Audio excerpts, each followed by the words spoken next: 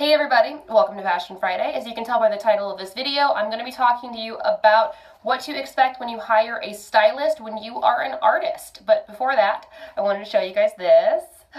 Look, it's my cool isn't a size mug. It's got my website on the back. And this phrase actually came out of my Girl Got Her Groove Back class, which if you guys are watching this, there is still time to sign up. We're going to do not part two, I'm just going to do a whole other round because I had so many women that were just so pumped up about it. They shared it with their friends, and I wasn't going to do another one, but everyone was just so excited about the message and the camaraderie that I decided to do it again. The phrase cool isn't a size came out of one of the modules that we did where a lot of women we got to the point where we were talking about finding your own personal style, and we talk about your influences and your style and kind of how to figure out what you should be represented like. And one of the women said that she really liked Kate Moss's style, and because of that she felt as a larger woman, a curvier woman, that she couldn't pull off that whole look. And I asked her what she liked about Kate Moss's style, and it had nothing to do with her body. It was that she looked cool. Well, this phrase came out of my mouth, and my girls, latched onto that, and they loved it. And so they jokingly said, will you put it on a t-shirt? Ask and ye shall receive. You can buy t-shirts, you can buy coffee mugs, you can buy long sleeve, you can buy yoga tangs, all at Teespring, T-E-E, spring.com/The Peyton Project, and a big chunk of the proceeds are going to an eating disorder facility or treatment facility in Nashville. So I'm super passionate about that. Also, it's just a cute mug. Look at the little, felt like it was very Bowie-esque in the font that I chose, so I was excited about it. Anyway, and I also realized I'm wearing like all my favorite Girl Boss brands right now. So I've got my I'm with the Band headband, I've got my Pretty Attitude Bowie shirt, and my Doxology ring. I guess female empowerment is a trend today. Anyway, I digress. So I had this woman come to me. She is a singer-songwriter in Nashville. She came to me after seeing me speak at a panel, and she said, I've already hired a stylist, but they completely screwed me over. So I want to give you guys a warning about what to expect when you hire a professional stylist, especially one that is going to be helping you style your album cover. So there are two types of stylists in the world. There are personal stylists, which is different than a personal shopper. I've done that before. It's not my favorite thing. I don't really get off on it. And then there's the wardrobe stylist or celebrity stylist. I fall into that category now. I've really made a point to shift my clients to music business only because I specialize in branding. I specialize in like color theory. I specialize in all of these things that are going to tie in to make your album cover, your website, your promo shots cohesive. The big problem is when someone hires a stylist and they don't really have a background in branding, they get these women, or men in some cases, that just like to go shopping, and they don't have really a concept for what works on camera versus for what works on film, or real life, or stage, and then you just end up having a lot of problems. Another thing that my client experienced was this stylist made her pay for everything. There are very few instances where I will have my clients pay for something. If they are going to be keeping an item, I will have them go ahead and pay for it up front. But for the majority, you can't afford to buy. All of those clothes back there are for my client. There's no way that those would have been in the budget for my client right now. It's just not feasible. It's not feasible for most independent artists. Those are some very nice pieces of clothing. So I'm just going to kind of break down what to expect, and I'm going to kind of show you my process a little bit so when you do go to hire a stylist that you know what you're getting and what to expect up front. A lot of people don't want to talk about the business side of this, and I feel like that's kind of shady. So I'm just going to go ahead and give you my process. So the first things first, this woman knew about me because I had promoted myself. I had promoted myself in a way where I am geared towards artists. You are your biggest business card. There is no one that is going to promote your business better than you will. She found me, she came to a panel I was speaking at, and decided that she liked me. Not everyone's going to like you. Not everyone's going to like your style. Not everyone's going to like how you carry yourself. That's okay. I'm not for everybody. But when she found out that I specialized in branding, that was a big deal for her. She hired a stylist who was basically a woman that loved to shop, which is completely different than someone who actually styles people for a living. I love to shop too, but I also know what's going to make you look the smallest or the most put together or like you sound like you look like. I've spent years of studying this. This is not just a hobby for me. This is a career and a lifestyle.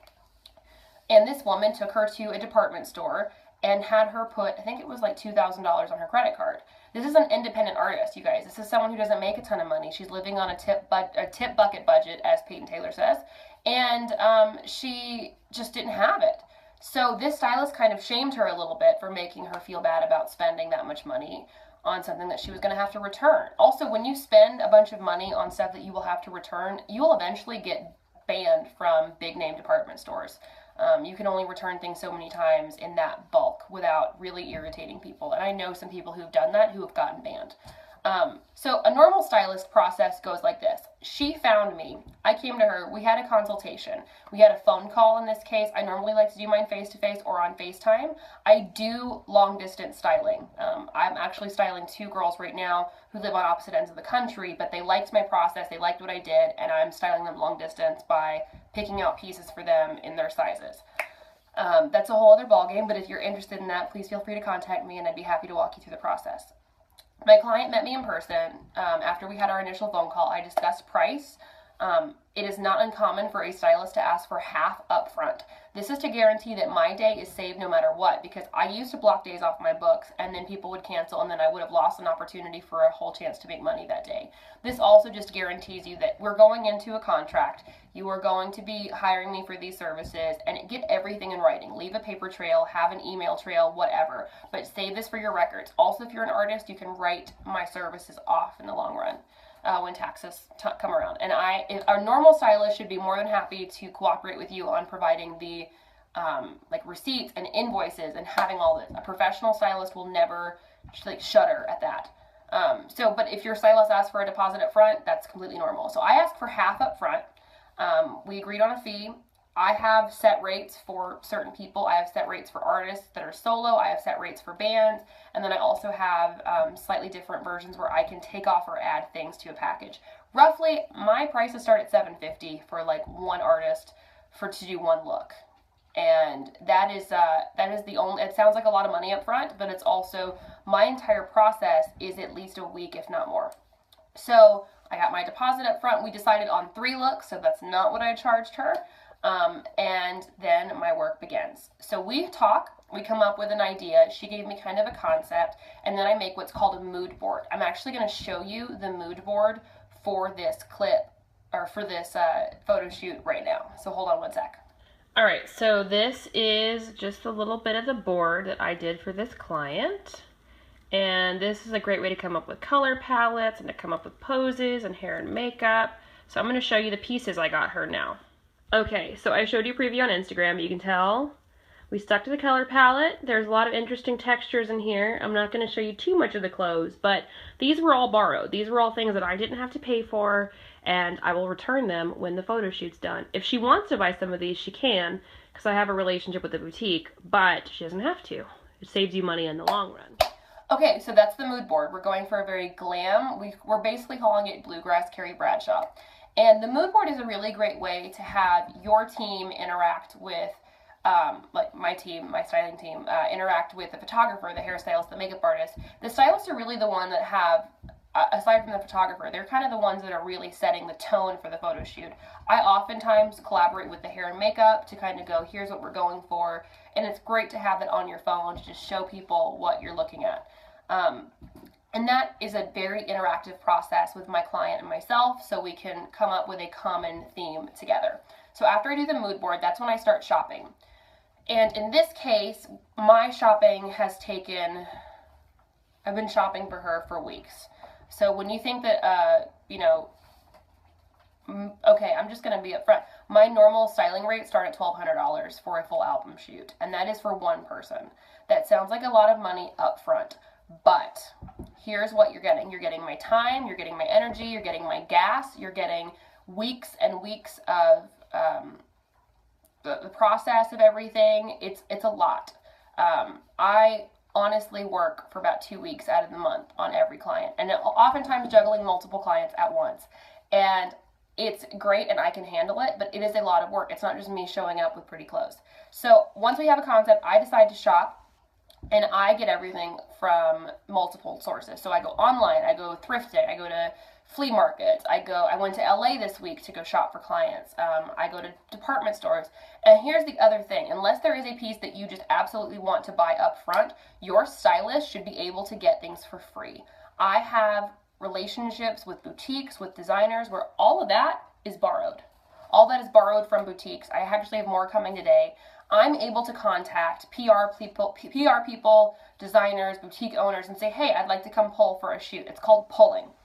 And when I go pull, I then have, I have to create with the manager of the store what's called a pull sheet, where we list everything off, we list the amount of money it is, and then I have to put my credit card down. So if anything is damaged while I pull for these photo shoots, my credit card's the one that gets charged. And then I'm the one that lugs all the stuff out of the store. Sometimes I have someone with me. Last night I didn't. I lug all the stuff out of the store. I come back to my studio at home. I hang everything up. I steam it and I get ready to go. The next step is a fitting. A fitting is done before the photo shoot. I'm doing this fitting. I'll actually be doing this fitting. When you're watching this on Friday, it'll be tonight. I'm filming this on Thursday. So I'm having my fitting on Friday. It's going to be Friday night. And that's where my client will come over to my studio, and then we will discuss certain outfits. So I have multiple options back there, and hopefully the other ones come in today. A lot of my styling process is going, oh God, I hope this comes. So those will be coming today, and I will set everything up. I'll have everything steamed, and if you can tell, it's color coordinated, so we can kind of pick and choose. And then we're bringing in shoes that we purchased for this, and I have shoes that I've pulled for this. They're on my shoe shelf, and then we're going to talk accessories. In a fitting, we decide how many looks we're going to do. Bo's licking the walls again. If you know anything about Bobo, you know that she loves to lick walls while Mom is filming. So we're just going to put her up here. So, don't lick walls. You're so weird. So then we have a fitting. We come up with, I think we're doing 3 looks. So then I take photos of every look. I reference everything. And then I go from there, and I will take all the pieces that we decided on, and I'll put them in garment bags. I'll have a list of everything that I'm bringing to the shoot, and then I go to the shoot and set it up the day of. I'm usually there before anybody else is, and I'm the one that is taking that rolling rack, breaking it down, and setting everything up. I bring my rolling rack, I bring my steamer, I bring a full styling kit for a wardrobe, for a photo shoot, and it consists of everything that I've shown you before. And then I'm there all day long. I'm there pinning, I am there taping things down, I am there making sure that you look your very absolute best, that there's nothing wrinkly, that you're not sitting funny. And then also because I have a background in modeling, people like to have me on set because I go, just shift this slightly, you know, scoot up a little bit, chin out, that kind of thing. I'm basically there to be your mom when it comes to your clothes, and then to be your biggest cheerleader. So after everyone's done and wrapped, I'm usually the last one to leave. I have to then take all the clothes, put them back in garment bags, put them in the car, break down the rack, take that with me as well, unless I have an assistant to do it. I don't think I'm going to bring one on Sunday, mostly because the space that we are shooting in is so incredibly small. And then I have to go and take every single thing back. I have to keep up with the receipts.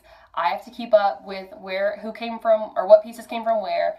I'm the one that is still working. It's me and the photographer, because the hairstylist can pack up her tools, the makeup artist can pack up her tools and leave, and the worst they'll probably do is clean their brushes. The photographer and I have the most amount of work, because the photographer then gets to edit the photos, and then I get to drive all around town and bring people their stuff back. So I just wanted to kind of give you guys a little bit of a background on what to expect. I'm going to show you some of the pieces that we've got. I'm not going to film the fitting, obviously, because then you get a spoiler alert for what the clothes are. I'm going to show you a couple of pieces that I really like, though.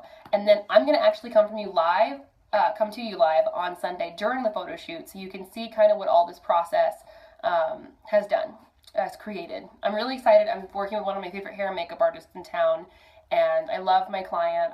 I'm really fortunate that I get to pick and choose my clients now, and I get to work with people that are on the same page as me, that I absolutely adore, and I love what I do. So there is still time to sign up for the Girl Got Her Groove Back class. If you're interested in learning more about channeling your most inner goddess when it comes to body positivity, we're going to talk about media manipulation and how it affects us. We're going to talk about finding your own personal style. We're going to talk about all that. And then we're also going to talk about, we're going to actually have a conversation. Nice, Bo. She just burped. We're going to have a conversation with my life coach, who's going to talk about confidence and how to boost it. And then I'm also still taking pre-orders for my books. I am so excited to say, oh, my book. But my book, Hang Up Your Hangups, is now available for pre-order, and if you want a signed copy, I can totally make that happen. Just contact me, DM, email, whatever. So we're going to say bye until Sunday, and we will talk to you guys soon. Have a great one. Bye.